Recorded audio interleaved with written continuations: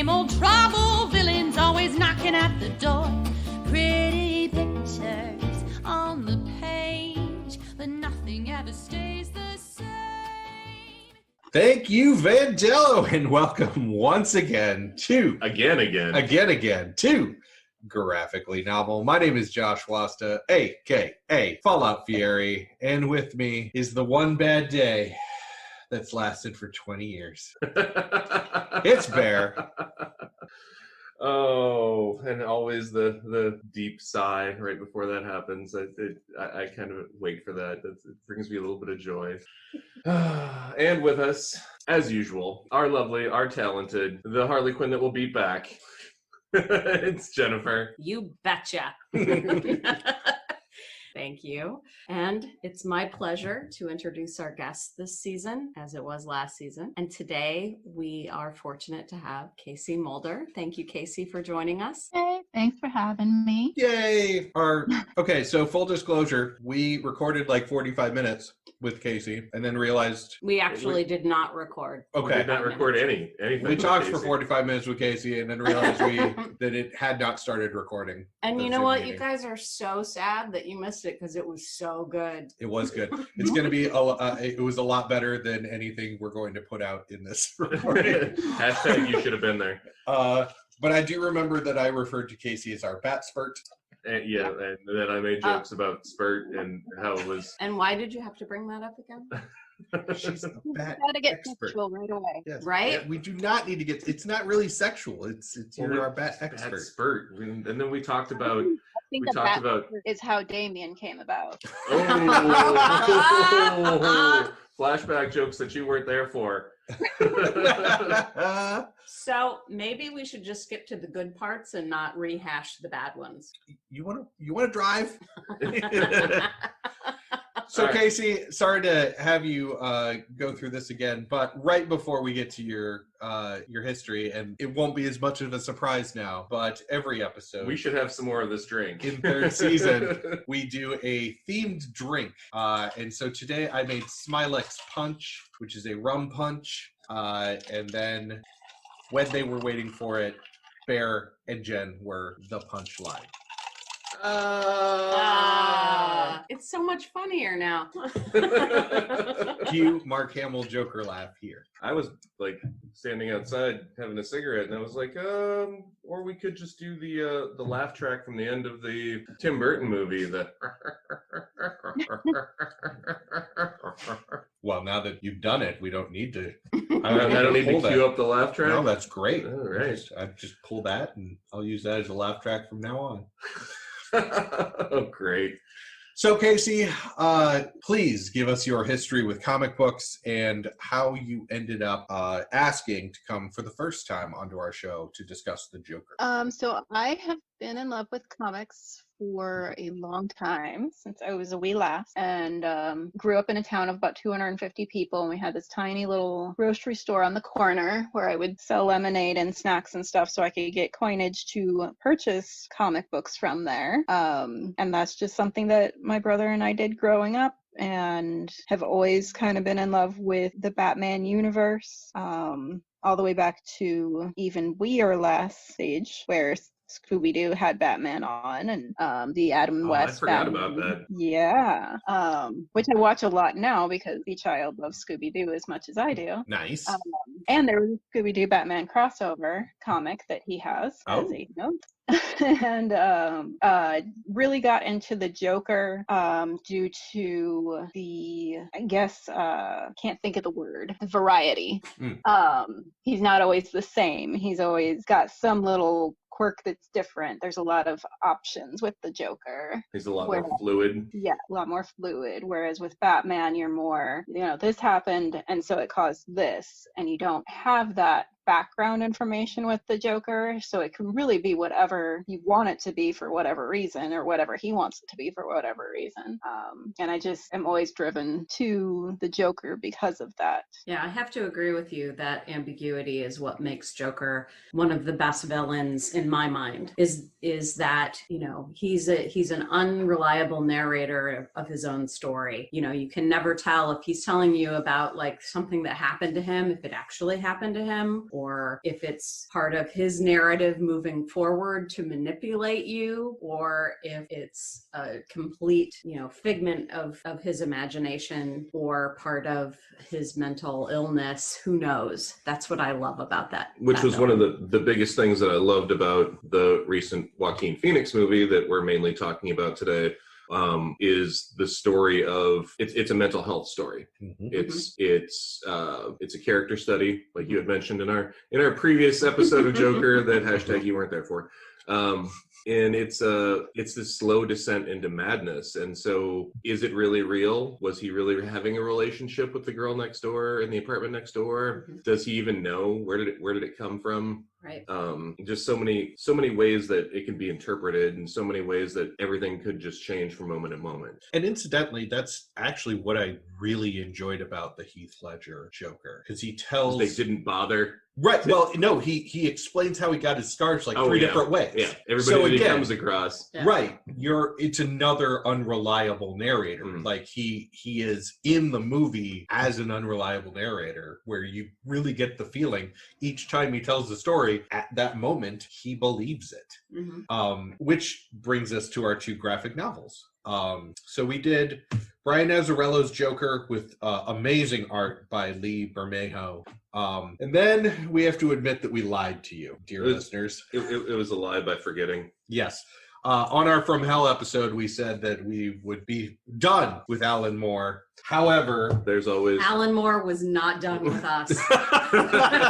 There's always one more. There's always more. We did do the Killing Joke for this because it is the definitive Joker story, widely regarded as the definitive Joker story. So we had to pick it up. Casie, you had read these before, correct? Yes, I have had them longer than I've had my child. Are they like your other child? I've got like 3 or 4 shelves with Batman movies and graphic novels, so I'm going to say yes. There you go. This was my first time reading the Brian Azzarello, but not The Killing Joke. And in a modern context, I have more than a few problems with The Killing Joke, but we'll get to those later.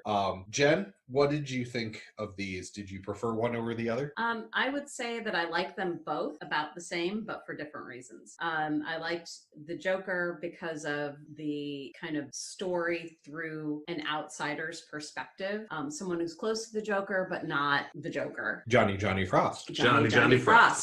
And then The Killing Joke, I think, is brilliant because it's so, they're both brutal, but it's just, The Killing Joke shows you how far Joker goes to make a point. Yes, which is the entire point of it. Mm-hmm. Bear? And Barbara got that point. Oh. Hey, Kat. Kat, you missed so many jokes at your expense when we weren't recording. Oh, man. Personally, I think, I love both of them. But again, I had watched all the movies before I had read either of these. Killing Joke's been out for how long? When did that come out? 80s. Get an exact date on here. 88. Yeah, and 20 years later, we have the Brian Azzarello Joker coming in at 08. And I have to agree with Jen. They're both totally visceral, but both in completely different art styles, totally different storylines. I really do appreciate the Azzarello comic book or graphic novel being told from the perspective of Johnny Frost, which is like our Tim Burton Bob. Yep. Out of the original Burton movie. Yes. Well, and something that I think is interesting about that, and you kind of alluded to it earlier, Josh, was that the Joker, the perspective of Johnny Frost, you see him descending into madness with the Joker. Yes. And so, which is a great parallel to the Joaquin Phoenix movie. Exactly. Right. So it's not that, Joker's henchmen, if we're going to call back to the Adam West Joker, but Joker's henchmen are not blindly following him because of greed or what have you, or because they're similar when they're first recruited. It's because their moral ambiguity that allows them to be hired by the Joker in the first place gives them that slippery slope into. Yeah, you have to have a certain level of mental instability yourself already to find anything that the Joker is doing appealing. Right. And I think the movie hit on that really well towards the end, because it was very clear that everyone was inspired by him. Mm-hmm. And just being present and feeling what you're believing is gonna help you inspire others in your cause if they're feeling the same thing you're feeling. Right. And I think actually keying off of the movie on that, and your point, Casie, is that Joker isn't asking anyone to do anything or believe anything. He's not asking people to believe him, to believe in him, or believe what he believes. He's just saying, if you feel the same way, I mean, he's not saying that, but it's like he is communicating how he's feeling, and people are identifying with it. Yeah, he's inspiring, Yeah. flat out. That's like the definition of inspiration. Another medium in which they do that extremely well is in Gotham, with the quote-unquote proto-Joker. And honestly, when we were talking before, because this question is bound to come up, because it will, and we had both had the same thought while we were previously not recording our recording, comes up the who was your favorite Joker? And I originally remember that I was saying that You never watched the animated. I never watched the animated. You guys can clutch your pearls. I'm sorry, I haven't watched any of the animated stuff. Mon Dieu! Oh my god! There was just a mass. Suddenly felt the force of this mass of indrawn breaths. Friends. Right? All of our listeners are suddenly just like, anyways. All three of you. Yeah, all three of you. Haven't watched any of it. And previously I had said when we were recording that Jack Nicholson was my favorite Joker, and I'd entirely forgotten about Gotham. Yeah. Watching the series, seeing their spin on the Joker origin story was amazing. Now, I love Joaquin Phoenix. Went and saw that in the theater. I don't think it was opening weekend. It might have been the weekend after. Anyways, it was not long after it came out with a friend. Had that walkout moment and was just like, hang on, before we talk about this, I just need a minute, like, just to process. And how that was lovely. It was this beautiful, it was a character study, like we said. Mm-hmm. It was this slow descent into madness. Reminded me a lot of Sons of Anarchy, actually, kind of. Loved that. Actually preferred the Azzarello to the Killing Joke. We'll get more into that later, I'm sure. But that whole story from Gotham of, listen, Joker is not any one person. It's the reason why he keeps coming back, the reason why he's still around. He's just a gypsy curse. He could be anybody. She could be anybody. It's just, this is the curse on, and if I remember right, in Gotham, was it a curse on the city, or was it a curse on Gordon? I don't remember. That's been a long time. I just remember the end result of the...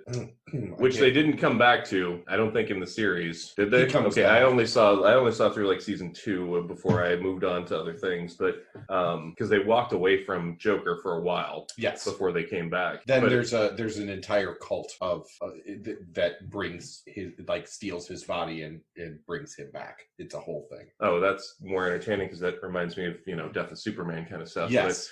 But, which becomes much more entertaining to me.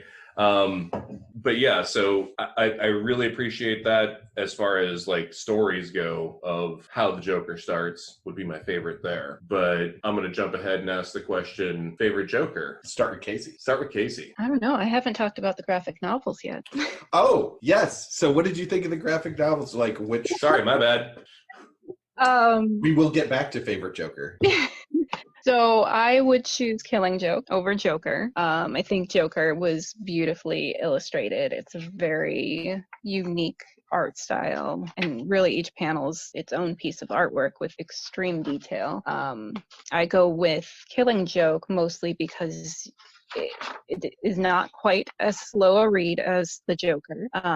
Once you start the story, you're already within the Joker's madness. It's already begun. You don't have to wait for something to happen. And it just really goes to show that if he really wants to fuck some shit up, he's gonna fuck some shit up. And I think that's the most Joker-y thing you can do, is fuck shit up.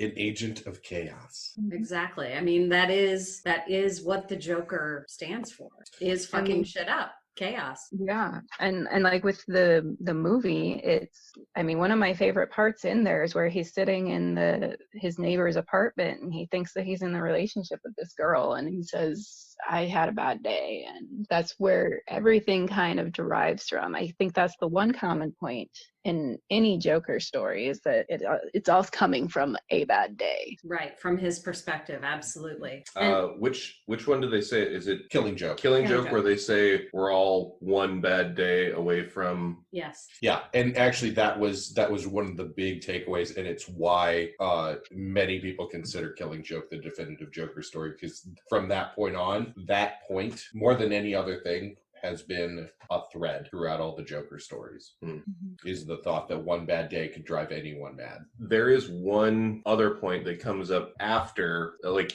that's a great point for origin of Joker, is one bad day. After Joker becomes Joker, whoever he was before that, whoever she was before that, if you go that far. Right.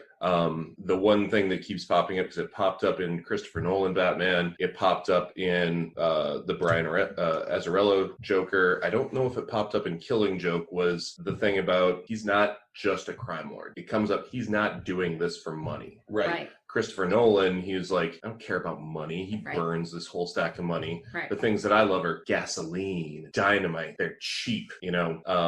In Brian Azzarello, he's like, this was never about money. Right. You know, that right before a huge bloody murder scene. Right. So that, as an additional thread, yes, not the origin, but another common thread throughout all of them is the Joker's not doing this for monetary gain. He's not the Penguin. He's not any of these other guys that are just looking for either wealth or political gain. He's just there to be, and it's set in Batman Begins. No, not Batman Begins, in the Heath Ledger Dark Knight. Yeah, Dark Knight, where Alfred says some men just want to see the world burn. Mm-hmm. Right. And I would actually correct it takes one bad day to throw a person into madness. I think that it just takes one bad day to trigger that chaos. I don't think that I don't think one bad day, what I got from all of this was not that it was a bad day and that made him mentally unstable. The straw that broke the camel's back. It was that bad day, yes, is the thing that caused him to say, fuck it. I'm done. That's it. Yeah. It's over. Burn it all down. It's like, why? Well, yeah, like, okay, why am I restraining myself? No one else is restraining themselves, you know? Not that, you know, again, it's not permissive. It's not something that, you know, I think society agrees with, but it can be said that there are people who just say, that's it. That just severed my connection to humanity and caring about anyone or anything. Right. Yeah. I think the movie hit really well on that. I mean, he's being this therapist, he's on meds, he's, you know, trying to be what society wants him to be, and society is just shit to him, and he gets, you know, the crap beat out of him by these, you know, fancy guys, and he just had enough, and he's like, nope, I'm not going to pretend it's not funny to me anymore. It reminds me a lot of the Michael Douglas movie Falling Down, which I don't know if you've seen it, but it's a guy that just is the beginning of the movies. He's in traffic. He's stuck in, you know, traffic. It's hot. There's a bunch of stuff going on. And he just leaves his car and just starts to go on a rampage. And, you know, goes to a fast food restaurant, and the fast food people are like, breakfast stops being served at 10:30, and it's like 10:36, and he's watching them like throw stuff out. And it's pretty much just a movie about a guy that has had it. And I would like to piggyback on that and say that it is that coupled with a violent Andy Kaufman. yeah, Yeah, yeah, definitely. very much. Wow. Yeah, no, that's a yikes. That's a yikes for me, dog. Yeah, imagine if Andy Kaufman. Well, yeah, that's the Imagine point. if Andy Kaufman just had one bad day, Right. and then turned into Michael Douglas's Falling Down. Well, That's or exactly yeah. what we've got. It was the last straw. Yeah. Yeah. Mhm. Jesus. So, Casie, let's swing back around to favorite Joker. Yes. which I compared to choosing your favorite pizza topping because it's Right. very stressful. Choose a child. Or which style of pizza? Um, Do you want New York? Do you want Chicago? Do you want bar Detroit. style, like thin cracker? Detroit? Oh god, I have a special place in my heart for Detroit. Okay, you say bar style, tavern style. Yeah. That's true Chicago style pizza. At me. Come at me. Tavern style. Absolutely true Chicago style pizza. Hey, I'm so just saying that there are people out there that still say that like the Chicago deep dish style is a casserole, and if you're calling that a casserole, you've never spent any time in the Midwest. So, Casie, favorite pizza? So I kind of always started my love of Joker with Caesar. He's, the icon. He was Props. not as dark, obviously, as everything else because it was very campy. But I love the Jack Nicholson Joker. I think it was an appropriate mix of just maniacal madness and almost an unfeeling. Like when he was disappointed, he's just like, "Those are my balloons," and then he just fucking shoots somebody. But Right. but very, very sanitized for, was it the late 80s when that came out? Early 90s? One of the two? Mid 80s. Mid 80s when No, that came out? 88. 88, yeah. I mean, if we could have had that with the blood and gore that we get now, Mhm. that would probably be my favorite Joker ever. Yeah. Well, and I think that it's interesting that as we move forward through time, you get a much more nuanced portrayal of Joker. You Well, know, except for Jared Leto. fuck Jared Leto. We're not even going to go. Not you, Jared Leto. I haven't even So, taken that movie off my shelf. I have all of my movies spread out in front of me so I can look at them as I'm talking about them. That's not on. but I think that to answer the question, who's my favorite Joker, it's difficult because as you move forward through time, you get deeper in the layers of who the Joker is. You get more nuanced performances. And I'd say all of them are my favorite, except for you, Jared Leto. Sorry. Not you, Jared Leto. Not you. I think that because it's like, okay, Cesar Romero was my introduction to Joker. Love Cesar Romero's Joker. Then you move on and you've got Jack Nicholson, who gave you, as an adult, Range. He a gave little you bit. range. He gave you range, but also it was darker, but not too dark. Because again, Not too dark. sanitized for the 80s. Right. And then you move forward and you have Heath Ledger, who's even darker, but you're a little bit older and you understand that. So And he went it for works. it. Yes, he did. Yeah, he and did. he went for it. And then you have Joaquin Phoenix. Again, more layers, less sanitized, and Older, more understanding. mature. Exactly. Mature, understanding Exactly. mental health. Exactly. So no, I'm not going to choose. I'm going to be the Joker of this episode, and I'm not going to choose a Joker. So there.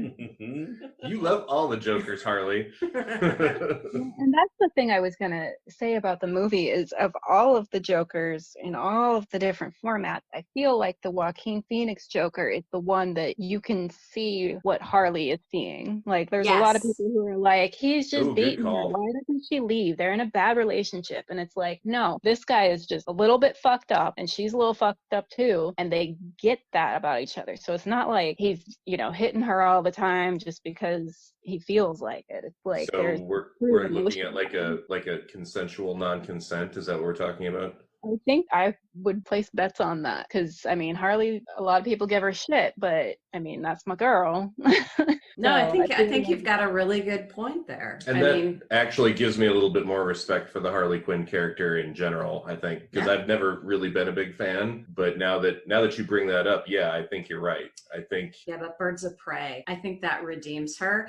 And with this portrayal of Joker, I'm there. I'm totally there. I get you. Yep. Newfound respect. Thank you. I guess I'm good with the non-consent you were talking about. My problem comes from people being like, I want a relationship like that. No, you fucking No, you really don't. that's Really, once really again, don't. that's deep and that's layers, and I don't think most of us are ready for that. You're not gonna want that. Yeah, No. right? So for me, We didn't talk about your favorite comic. We skipped you. That's true. And actually, my favorite Joker, my favorite comic, you could probably mix them together because I did last time when we weren't recording.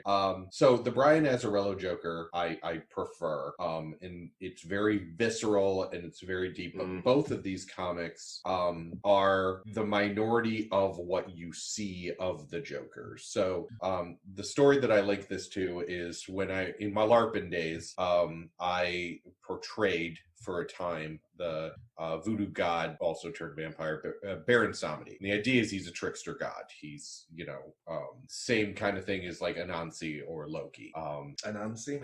Thank you. Sorry. I and when had that moment of, yeah, that was the other thing that I purchased on our voodoo account. Oh, hey, we talked about voodoo before. Yeah. So anyway, I had portrayed him and he had been a trickster god and he had done some stuff. And years later, somebody came to me and was like, I don't like the way that you portrayed them. I'm like, okay, well, what was your issue with it? And he said, the portrayal should have been Heath Ledger's Joker. You played him as Caesar Romero's Joker, and that's not scary.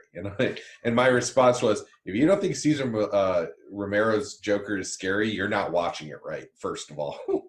Like, off topic, but 80% of Joker in the comics is Caesar Romero Joker, where not sanitized to that level, but he does the same horrific things that the Jokers here do. You just don't see it. He kills people. He does horrible things, has horrible plots. The psycho moment. The psycho moments, yes. But you don't see the psycho All moment. you see is the knife being raised and right. the blood circling the drain. Right. And your brain fills in the rest. Right. And because of that, people see him as comedic a lot of the times instead of scary. Well, he's still scary. He's just being funny while he's being scary. People are afraid of clowns, and they're not trying to be scary. And I think for that reason, and Bear has not experienced this, but my favorite Joker is probably Mark Hamill's portrayal. There's just something he does with his voice. Yeah. And the way that he portrays the Joker, it's amazing when you can encapsulate all of a character with just a voice. Right. Well, and I feel like in that animated series with Mark Hamill, the Joker is striving for, similar to Killing Joke, he is striving for a relationship with Batman. Yes. It's a fucked up relationship. But that's all that he can do. So, that's all the Joker can do. The issue that I had, the reason why I liked Azzarello more than I liked Killing Joke, Joker more than Killing Joke, was, so I read Killing Joke first. I just read Joker this morning. I read Killing Joke probably actually several months ago, basically right after we started talking about starting up season 3. And I got to the end of it and I read the last 8 pages like 5 times. And I just kept going, I'm missing something. Like, this is the Killing Joke. Somebody's supposed to die, right? Like, at the end of this, and I'm looking and I'm like, is there color patterns that I'm missing? Is this actually rain, or is this supposed to be blood? Are those headlights, or is that a flashlight? What's going on? Like, 5 times I read this, and then I just started laughing, and I was literally just fuck you, Alan Moore. Well, and it's funny because when I read, and I did read both of these a while ago when we decided to do them, and I swear when I was reading Killing Joke, I'm like, wait a minute, we saw the movie and then we watched the movie, and I'm like, no, I remember something completely different. There were people that died. There were people that were kidnapped. There was another animated thing we watched that was, I thought, the Killing Joke, but it wasn't. Was it Batman versus the Teenage Mutant Ninja Turtles? No. It was not. I'm in the bed right now. That is amazing. I really like that Mark Hamill did come back for the animated Killing Joke, because I feel like that's, well, actually all of the main characters with Tara Strong and Kevin Conroy really helped make that. I think it was a little weird that they added another segment to the animated version that's not in the comic. Like the whole first half and Batman nailing Barbara Gordon for no reason. And it was interesting that it was told from Barbara's standpoint at the beginning, when she was really a smaller role in the comic itself. Right. But, I didn't see the huge correlation of needing to have that there, but I mean, it was still entertaining to watch. Somewhere Kat is yelling at her phone. Right. listening to this podcast going, why? And the answer is we don't know either, Kat. There was no reason for it. It's not like by Bruce having sex with Barbara, somehow he's more invested. Like, that's not, in fact, if you know Bruce Wayne at all, he's probably less invested now. Well, and that actually is a really good point, because the whole reason that he's invested is that, in my mind, in this story arc, the whole reason he's invested in Batgirl is because she has the same ideals that he has, and that he sees her as key to helping him move his agenda forward. He doesn't see her as okay, this is going to sound really bad. He doesn't see her as a person. He sees her as a a tool. woman. He sees her as an ally, as a partner, as okay, maybe a tool. But I think that I think that in my mind, it's not even a tool, an asset. An asset. I think that in my mind, Batman sees people in two tiers: as helping his agenda as Batman, and as helping his agenda as his cover story as Bruce Wayne. Right. And again, and sex to him is part of his cover story. Sex is not part of his agenda as Batman. That's actually the whole idea of the asset is when you get deeper into after Dick Grayson leaves and becomes Nightwing. Mm-hmm. That's his problem with Batman, is he sees that and he calls him on it. And he said, no, I'm just an asset to you. Like, you're not a father figure to me. You don't love me like a son. Mm-hmm. You are capable of that. So here's a question. Can we say that because these two people, both Batman and Joker, have stopped viewing the world from a largely human perspective, are they no longer human? Are they perfectly matched to each other because they are no longer part of the human race and they have to do something with each other? I think that's an excellent point. I think I don't see them as no longer part of the human race, but they don't think of themselves in those terms. I think it's easy to make the correlation that they're both sociopaths. Yes. That's super easy. Yeah. Batman is 100% a sociopath. Right. Well, but in similar ways. Right. Yeah. But, In a way, it kind of goes back to the Lego Batman movie. Towards the end. Wow, we've managed to Yeah. Well done, Where Casey. he's Bring us like, there. "You complete What you me." got? He just says, "You complete me," and then they connect their heads and they save the city. Oh my God. Frickin' Lego Batman is the best. Seriously, out of all the Batman voices, that's probably the one that's nearest and dearest to my heart. I've only seen a little bit, but Kevin Conroy, man. Yeah. Kevin Conroy. No, you're thinking of Darkness, Will. dead parents. Sorry, you're cutting out, Casey. I think it was Will Arnett. Yes.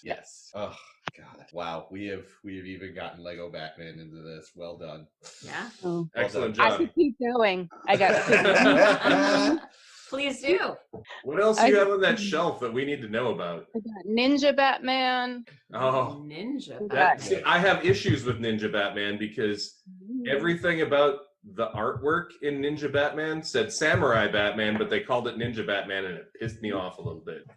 There is one other comic I read a while ago. I think it might have been Injustice, where yeah. And where we Superman come back. kills Joker. Yeah. Yep. And he blames Batman. He's like, "But you could have stopped this at any time, and you didn't." Right. That's Yes. always stuck with Injustice is brilliant. It's We really need to do an episode just on Injustice. I suppose there's the video game that spawned the. That's the modern media that we can use as There you go. We might do an Injustice episode. Maybe it'll be a bonus episode. Yeah. There you go. Like Dune. Dune. Yeah. So and in Injustice, Joker's the catalyst for everything. Even though in the game part of it, Joker comes over to the Injustice reality. Don't spoil it for people. We might do this as an episode. Well, but that would be the media aspect. Well, yeah, but still, we don't want to talk about it beforehand. We can talk about it in a different episode afterwards. Okay. So we got into the madness. And yes, both Batman and Joker are, well, they're really, the Joker is the most quote unquote stable relationship Bruce has. Oh yeah. Except for Alfred, maybe. I would say that Joker and Alfred are on opposite sides of that coin. Yeah, because he is the surrogate parent. Right. Except for when he actually like puts on this suit and buys into his whole psychosis, like that causes a problem. But right. I guess, sooner or later the parent's going to take the kid out trick-or-treating, so... Yeah. Well, but that's the thing. Okay, so there's trying to remember what the medium of it is, but I believe it's a JLA comic. But at one point, Wonder Woman has to check everyone, and she uses the lasso of truth. And so Superman picks it up and she says, "What's your name?" And he has to tell the truth. He says, "Clark Kent." And they go through, and Batman picks it up. And she's like, "What's your name?" And he goes, "I'm Batman." And it's done as a joke. But did Gail write that one? Probably, because I'm saying I might probably need to read that because that'll be hilarious. But I mean, it's played off as a joke, but it's very much like at the core of what's wrong with Batman. Like he is not Bruce Wayne, and then he goes and is Batman. That's very predominant in all of the Lego Batman appearances. Is like he's right. Batman. He's like, I'm putting on my mask when I'm Bruce Wayne, basically. Right. And I think that that's the case in all of the Batman stories. He's he is not interested in being Bruce Wayne. Bruce Wayne is his cover. You definitely see that in the Christopher Nolan stuff. Yes. Right. Like that comes up with his relationship, his Bruce Wayne relationships. That definitely comes up. He doesn't like being there. No, that is his cover story. Yeah. All right. Any other topics or questions that we should go over? I mean, I kind of want to point out one of my least favorite Jokers that's not Jared Leto. Okay. Which one's that? I really did not enjoy Kevin Michael Richardson's Joker for the Batman. So I specifically have a movie that's called The Batman versus Dracula, and he just had such a deep voice, and they kind of made him look almost like hyena-ish from The Lion King. Like he had this weird hair going on. I just did not enjoy it. It was not. Wow, suddenly we got a train the trainers moment. Like, right? Yeah, we don't. What is this thing? We don't know that. Talk about this flick. Give us like details. When did it come out? Who produced it? Who's acting in it? Because I haven't heard about this at all. Really? There was a series called The Batman. Oh yeah, it was an animated cartoon series. It was after The Brave and the Bold, right? Yes, I believe so. Okay, I've heard of it. I have not watched it. Let's see if there's a date on here. But there is an episode called Batman versus Dracula, and sure enough, Dracula comes to Gotham, starts turning people into vampires, and one of the people he turns into vampires is the Joker. They think the Joker's dead, and here he comes back as a vampire, and Batman has to do another too. I need to see this thing because I do have a deep-seated love of vampire movies as well. So the Joker as a vampire? I'm down. I mean, it was pretty entertaining to watch. I thought it was going to be an awful movie for how cheap I found it on the internet, but it was pretty good. Other than it was probably one of my least favorite Jokers. I'll have to check if there's like DC Universe has it or anything. So yeah, okay. So there's one. Bear, do you have a least favorite Joker? Well, are we eliminating Jared Leto? Yeah, everybody across the board hates Jared Leto. Yeah, he just wins the award. Yeah, not you, Jared Leto. Not you, Jared Leto. I mean, of the stuff that I have experience with, no, I got to be a Jenn on this one and be like, I don't hate any Jokers. Woo! I do not have a least favorite Joker. I made a successful argument. Yeah, I can't think of one either, actually. I can't. I have a most favorite, but after that, everybody else is just second. Yeah, I can't think of one. I can think of one where I didn't like the art, or a couple where I didn't like the artwork, but they generally do a pretty good job of protecting that character when it comes to voice work or acting work. I wish more heroes were written. And honestly, I almost wonder. Here's a I just pointed at Bear because he's like, I wish more hero, and I knew exactly what he was gonna say. We're written with that same Right. Like it's Depth of character. the ambiguity. Yes. The only character that I can honestly think of off the top of my head that is a quote unquote hero, and maybe part of the reason why he's so popular is Wolverine, because we don't know where Wolverine came from. We have a dozen different stories. No, we have one. We have one. We seriously do have one now, and it's Wolverine Origins, and it's. But there are several others that just hint at how much further back that goes. Right. So to your point, what I just immediately thought of, what was the movie that was like the Superman analogy analog? Brightburn. So if they made heroes with that ambiguity in their backstories, like that made Superman so much more interesting to me. Hold on, we have a child that I can't edit out. Okay. I know.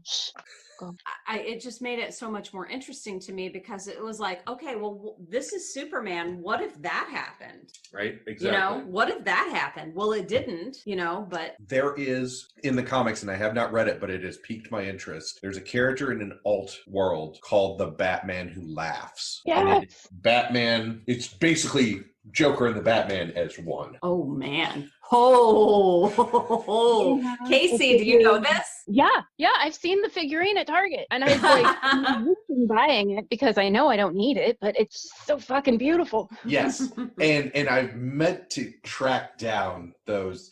You know, it goes on the pile with Superman number 666 in things that I need on my wall. But yes, and from what I've read, the Batman Who Laughs is a alternate reality where basically whatever happened to the Joker happened to Bruce Wayne, and so he got both Batman and Joker in one. Ooh, so if we get the Gotham curse that hit, and so it has Bruce the Wayne, cowl, but then like his skin smile, around his mouth is pulled back.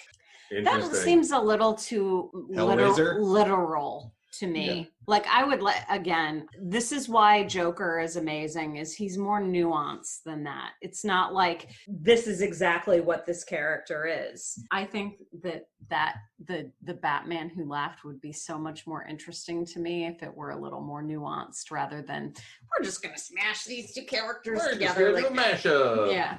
We're going to take the worst thing that Batman ever discovered and make it part of him. And I am probably every comic book writer's nightmare. You smoosh how you want to smoosh, and I will smoosh how I want to smoosh. Hi, Neil Gaiman, I love you. Even if you look at stuff like when we were talking with Kat about Wonder Woman, like there's a few different aspects of backstory, but yeah, they all kind of go back to a similar point, but they're all a little bit different from that, and any of those could be true, but we don't know because she's a goddess, so reports vary. Right. You know, if we go back to, you know, other, obviously we want to, you know, we're looking at two of the big three, Batman and Superman, their origin stories never change. But what if in Superman, instead of being absolutely, my planet was dying, I got blasted off on a rocket, my parents sent me away because the planet was blowing the fuck up, and I landed in the middle of fucking Kansas of all goddamn places. What if instead of that, you know, maybe Lucifer, from the comic book Lucifer, not from the TV series Lucifer, just fuck that.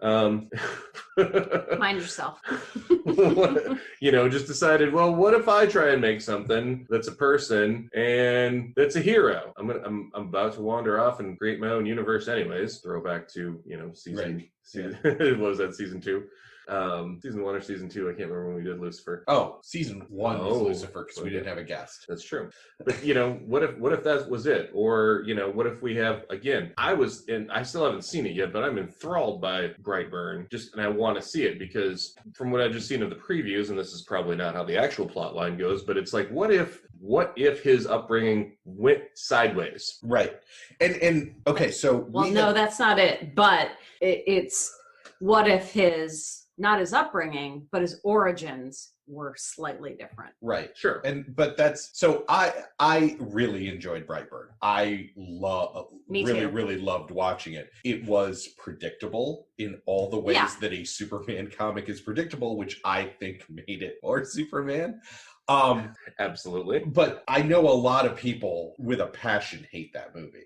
And a lot of it is because of its predictability and but that's exactly what it was trying to tell. Like, you've seen the previews. There's not a lot of shocks. Like, there's not a lot of, no. I didn't see that coming in Brightburn. Because you've got Superman and then make him dysfunctional as a child. Like, Right. it's like a lot of the reviews for Joker, which really kind of upset me. Yeah. The fact that Joaquin Phoenix Joker only got a 68% on Rotten Tomatoes. And, like, some of the big names were tearing it apart. I'm not going to go into that again because we didn't record it last time. we didn't record it last time, so we're not going to record it this time. But it's I think that I don't people think the appreciation was there for the Joker himself, because I mean, I'll be the first to say it was a little slow going in the beginning, but once you get towards the middle is really when you see how much everything is affecting him and how that's the catalyst that moves him forward. And Right. I think it was very beautifully shot and acted, and the music was on point for everything to help you feel that emotionally. But if you're not genuinely interested in his background, I don't think you're going to get it. Yeah, I agree with you,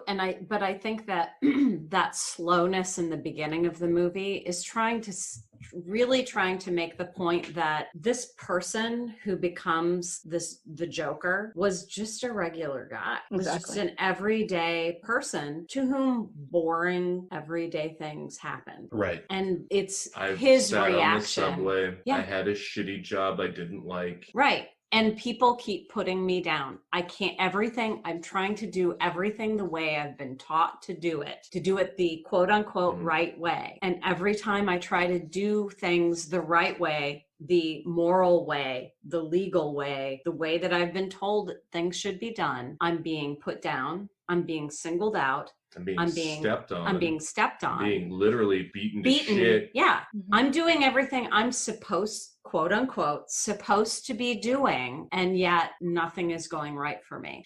And I think that the point of that in the movie is to say the Joker is everybody. Everybody tries to do the right thing. You know, everybody, again, generalization, but the majority of people in the world try to do the right thing. They try to do what's best with what they have. And I think that movie just was trying to show how that, in combination with some mental illness and some other things going on, can create a character like the Joker. Which is why that one review was, it's the story of nothing. Like, it's the story of life. It literally is the story of every average Joe. Yep. And then one day shit just broke.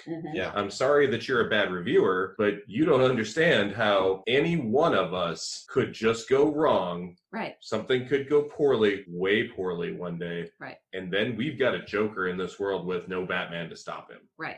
And, you know, maybe that reviewer is just trying to say this, as that movie, not related to a comic book, that movie is not as good as it could be. Well, maybe that's true. But to me, for a comic book movie, again, quote unquote, a comic book movie, it reaches depths that so many other comic book movies don't even attempt. It brings a touch of reality to something that is our fantasy genre. Yep. Exactly. You know, something that's not supposed to be anything that we're going to encounter in real life suddenly becomes very real. Yeah, exactly. Casie, you were going to say something?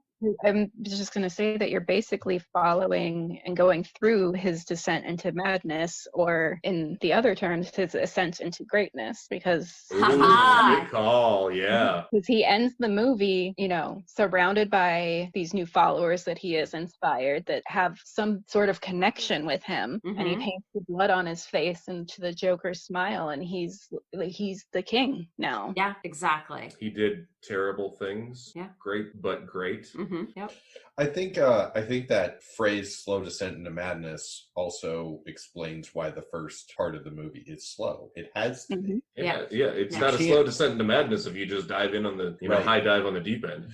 But I think about the end of the Joker, and I kind of want to immediately turn on the Dark Knight, because immediately you go to that bank. You go to that bank robbery, right? Because that's how that movie starts. Yeah, is these guys doing a bank robbery, and each one of them is shooting each other because like their job is to take out the guy next to them. But you also have that moment when you get probably about 3/4 of the way through the movie, and Joker's just standing there in the middle of the road, and his guns are empty. He's literally standing there in the middle of the road, and he's like, come on, hit me, I want you to do it. He's done. Right. He wants to be done with this world. Right.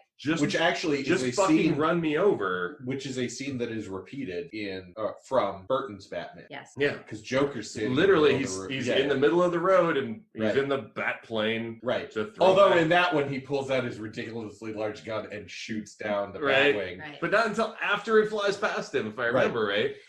And you know that actually, I just thought of something, and all of this reminded me is the pop. Okay, in Joaquin Phoenix, the Joker, he becomes popular with the everyday person because they can relate to him. Mm-hmm. Batman isn't relatable in any way, shape, or form to the everyday person, but they're his hero. He is their hero because they protect them. Because Batman is protecting them. Right. Batman doesn't work off of adoration or respect. No, Batman works off of fear. Listen, if goddamn Jeff Bezos decided to put on a no mech battle suit, whatever, from if he decides to put that on and go get a big ass Tim Burton cape and dive off buildings, I might have a little more respect for the man, but he's not going to do it. Well, right, but the point of Batman is the public does appreciate. Right, that's what I'm saying is they don't respect or idolize him or identify with him. His job, he does not do what he does through adoration. Superman does what he does through adoration. I'm not saying that Batman is motivated by that. I'm saying that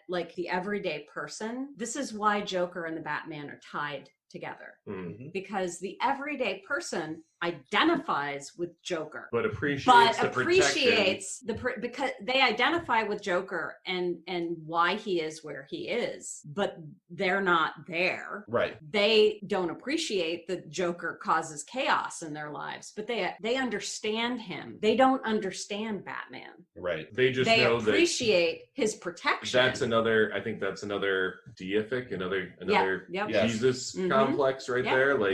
I am your savior. Right. We don't understand Jesus. We're not on the same level. We're not on the same level. Batman and every other person, we're not on the same level. Joker and every other person, we're on the same level. Yeah, I haven't had my break yet to be with Joker. Yeah, and I wouldn't say the idolatry That's Jesus. the word I was looking for. Thank you. I would put that on Superman. From the public. I wouldn't put that on Batman. They don't idolize Batman. They appreciate Batman for the service that he does. You don't think Batman's like Moses? No. I think tapping out on that one. I think Batman is like the police. Yeah. That people are like, well, he does beat the living fuck out of everybody he comes across. Yeah, but he doesn't kill. He never kills anybody. That's true. So he's not really like the police. He's a good cop. And he's actually a better detective than the police. So. Well, he's the world's greatest detective. Yeah, whatever. Well, Casie, you want to weigh in on that? Kat's going to argue with you on that one because Kat's...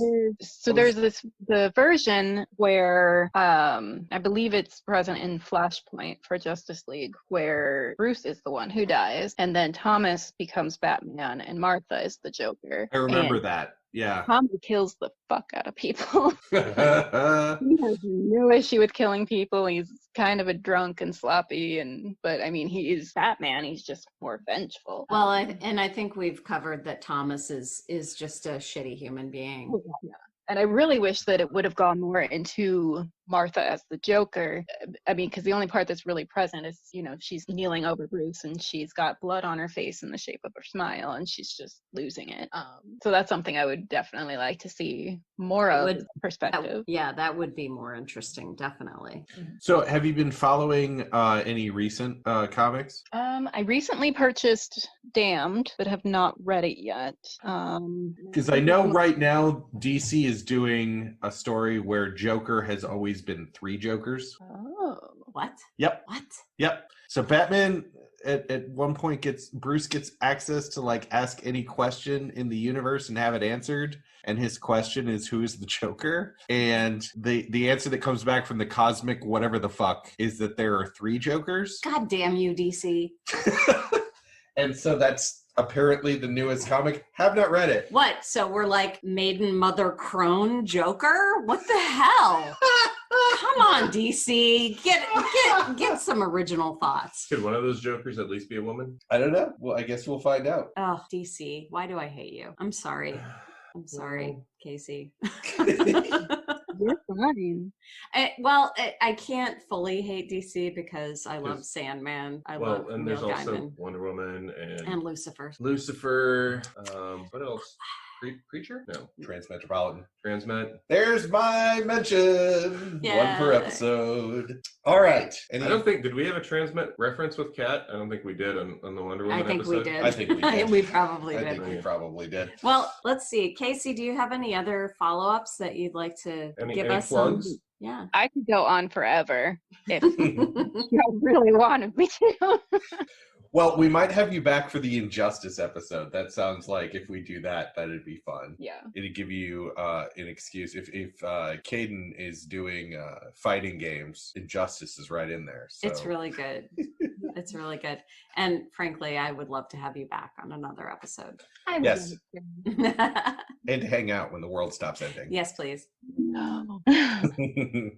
Biggest party, like all 2020 holidays rolled into one somewhere in 2021. Well, I've missed our accidental meetings at the Froyo place.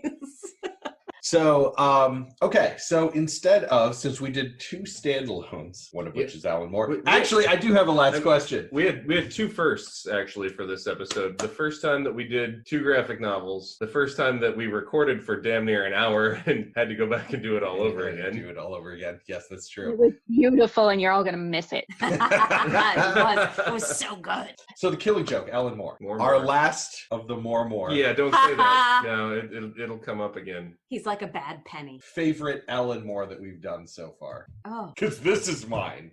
And I even have problems with it because they totally fridge Barbara Gordon. Yeah. And for years she suffers the consequences of basically like being fridged. Does it qualify as being fridged if it actually advances her character? Do you think it advanced Barbara? I mean, In a different way. I mean, it Although allowed it her to does- develop in a it- different way. It does allow her to become Oracle, which is Yes. arguably much better than she was as Batgirl. Yes. Ah, But- that's a good point. But- Kat's gonna fight with us. She's already mad at me right now. I know. She is She's mad at me right now. graphicallynovel@gmail.com.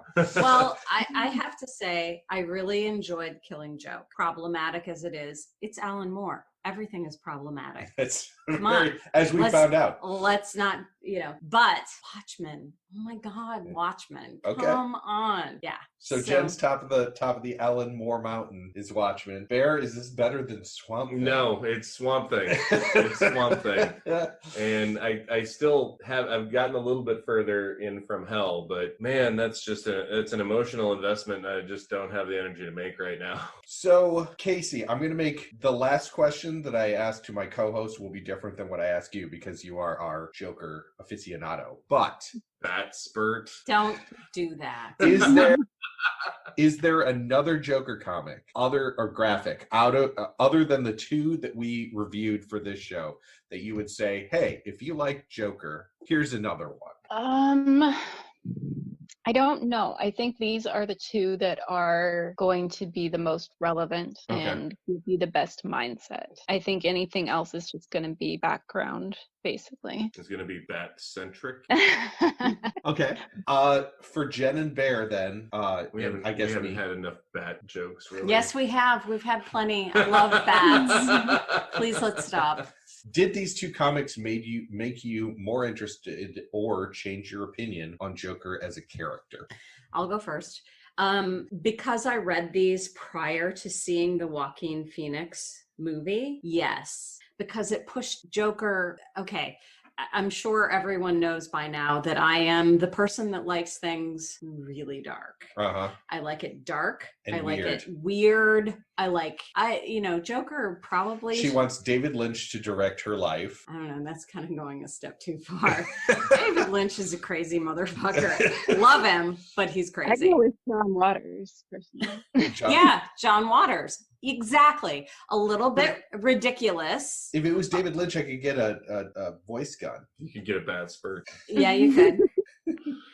But I would say that these graphic novels probably are closer to what I would prefer as Joker, what I would prefer Joker to be as a character before I saw the movie. And then when I saw the movie, I was like, yes, this is it. This is exactly what I think this villain should be. Fair. I 100% agree with your previous statement of I want to watch Joker and then go watch The Dark Knight. That is my perfect progression after hearing you say it of how the Joker should be. That being said, anything else that pops up Joker centric without like, because very much like you don't see Batman except for maybe like a dozen panels in the Azzarello graphic novel, and most of those are at the end. Yes. Yeah. Almost all of them. Almost all of them are at the probably end. in the last like 5 pages of the graphic novel. There's like one maybe halfway through. Killing Joke I love, but again more. And yeah, giggling and fuck you more. Sorry, I lost the original question. Would you has this changed your opinion on the character? Having seen all the movies, starting with Cesar Romero as the first introduction to Joker that I ever had.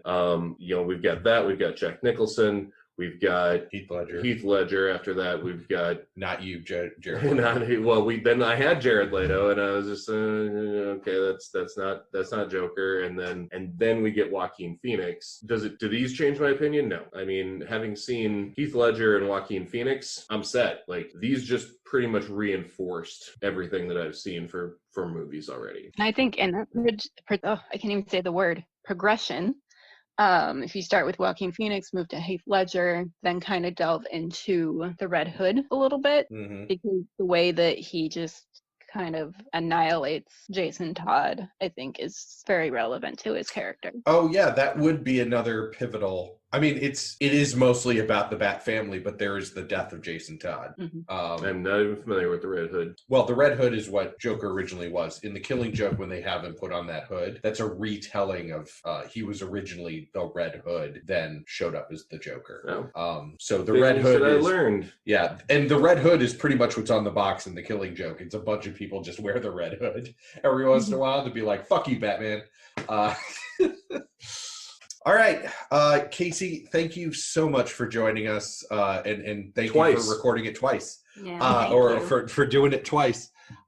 We would love to have you back. And sorry, what was that? I said I'm always up for doing it twice. Bringing it back to being sexual. You had to bring it back at the end. And I did it again. There you Oops, I did it again. Oh no. All right, so this has been Graphically Novel. Thank you so much. Join us next time when we do Big Hero 6. I'm kind of excited for this. Our first manga. I had issues. We'll discuss it in a week. Hugs! We'll discuss it in a week. All right. Until then, you missed the fist bump. Sorry. Take it away, Vandello.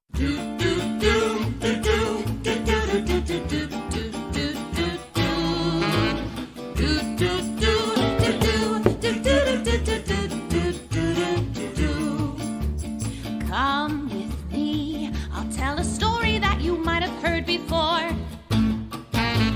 Graphically novel, but the same old trouble. Villains always knocking at the door. Pretty pictures on the page, but nothing ever stays the same. Do do do do do do do do do do.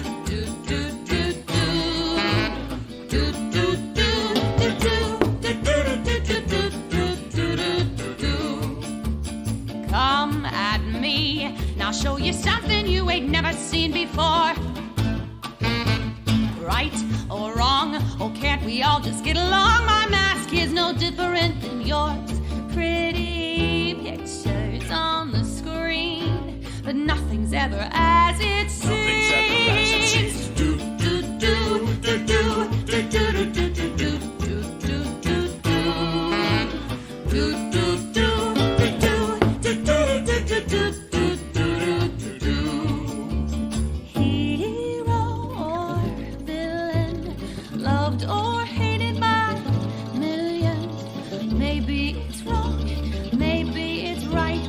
You don't want to the sea.